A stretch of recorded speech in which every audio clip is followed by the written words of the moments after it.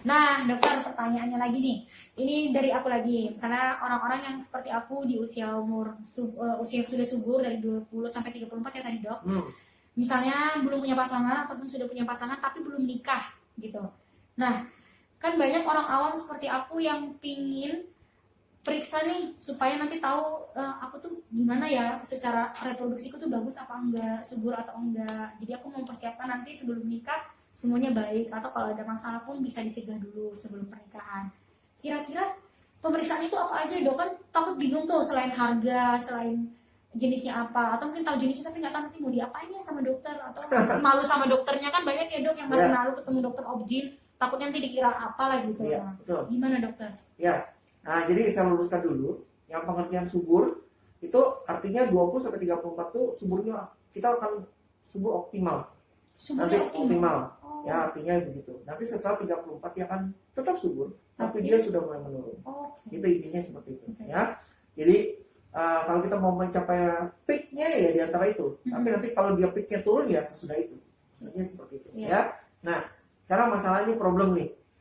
Zaman sekarang ini beda dengan zaman dulu ya. Kalau zaman dulu nikah usia muda, ya kan? 17. Nah, belum jadi sarjana itu udah pada nikah. Nah, kalau sekarang karir dulu malah. Kadang-kadang karir dan nikah itu kadang-kadang balap-balapan dan kadang-kadang saling mempengaruhi, ya. Nah, akibatnya masalahnya nanti di proses hamilnya kan begitu. Nah, tadi yang ditanya bagaimana sih persiapan gitu ya.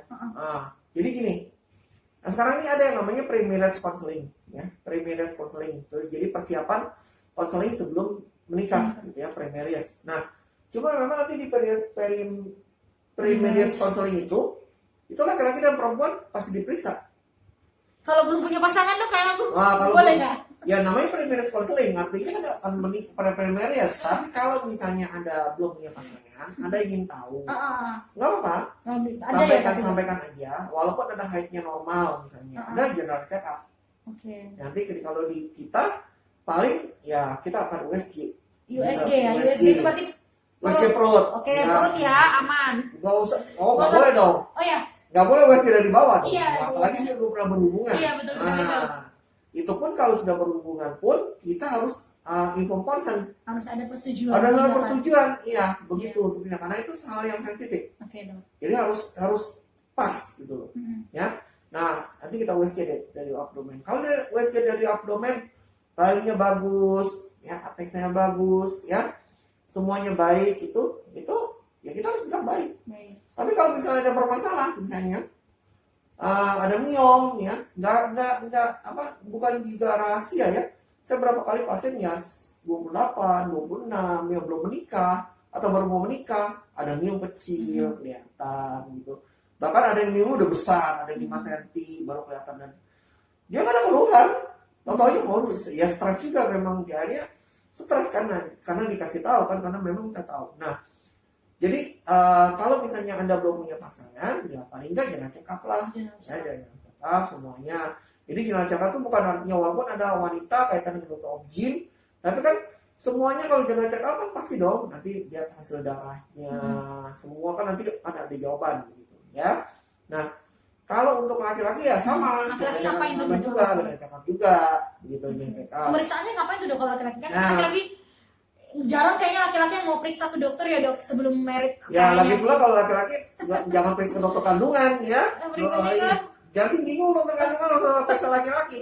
Dokter kandungan selalu ngurusnya sama wanita ya. Jadi kalau laki-laki nanti kandologi biasanya seperti itu ya. Tapi kalau misalnya nih ya misalnya mau periksa gitu ya. Ya palingnya periksa sederhana. Kan kalau laki-laki kan paling sering kan sperma kaitannya. Ya periksa analisa sperma, tapi itu jarang lah. Ya saya nggak lazim lah kalau seperti itu, saya jarang dapat yang misalnya masih apa istilahnya masih muda, belum punya pasangan periksa begitu. Aduh, nggak ada. Sepertinya buang-buang waktu ya, bukan nggak berguna. Nanti mestinya kan masih banyak hal yang lebih penting daripada itu. Jadi sebenarnya kalau untuk yang lebih sih biasanya jangan check up lah, itu penting juga untuk laki-laki ya. Tapi kalau yang sudah mau menikah nih, misalnya ada ancang-ancang nih, 6 bulan lagi atau 1 tahun lagi mau menikah misalnya seperti itu ya. Ya paling tidak kita harus ada yang namanya pre-marriage counseling. Nanti di pre-marriage counseling itu akan dilihat, akan dijelaskan dari hasil general check up, misalnya perempuan ini seperti ini ada kista seperti ini, misalnya ada kista ya, misalnya ini kistanya seperti apa, harus diapakan dan bagaimana. Kalau nggak ada kita harus bagaimana, nanti sekalian gitu konseling bagaimana nanti untuk proses haidnya teratur atau tidak, kalau tidak teratur mesti bagaimana, harus apa yang dilakukan gitu. Demikian untuk laki-laki misalnya, untuk menjaga supaya sperma kamu bagus misalnya seperti itu ya, itu tadi bersepeda itu tadi juga salah satunya seperti itu ya. Atau olahraga yang ekstrim, olahraga ekstrim itu misalnya bela diri, kan itu kan resiko ketendang itu kan besar sekali kalau untuk laki-laki kan, kalau bela diri kan pakai kaki ya. Nah terus apa olahraga apa lagi, mountain bike juga itu kan apa, gujuk gitu ya. Kadang-kadang suka touring tuh motor yang lama, itu kan mesin kan di bawah berjam-jam panas kan protum tuh ya buat zakar ya. Jadi hal-hal yang positif yang bisa kita ambil dari itu ya seperti itu. Jadi persiapan untuk yang mau menikah ya ayo pre-marriage counseling. Nanti dengan pre-marriage counseling ini biasanya itu nanti akan terlihat problem apa sih yang dapat. Nah kalau problem itu nanti pernikahannya, makanya kalau mau pre-marriage counseling jangan dekat-dekat mau menikah. Nanti intervensinya kalau dapat kasus yang berat, intervensinya malah nanti masuk di ranah sesudah pernikahan lah ya, masih sebelumnya begitu. Kalau misalnya rasa-rasanya malu atau apa gitu ya, misalnya 2 tahun nih mau menikah 1 tahun lagi gitu misalnya ya udah deh sendiri aja dulu gitu misalnya seperti itu, supaya nggak ada beban juga kan. Sendiri dulu seperti itu. Jadi bisa sama-sama komunikasi seperti itu, karena kita mencari titik temu.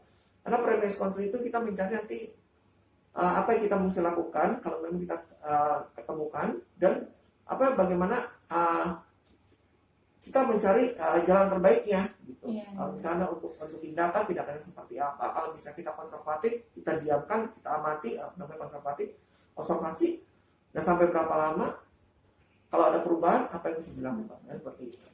Berarti buat teman-teman yang udah punya pasangan, monggo jangan sampai nunggu 2 bulan sebelum menikah baru pre-marriage counseling. Sebaiknya sebelum itu ya dokter. Yang belum punya pasangan cari dulu pasangannya. Cari dulu pasangannya. baru ketemu dokter. Oke dok.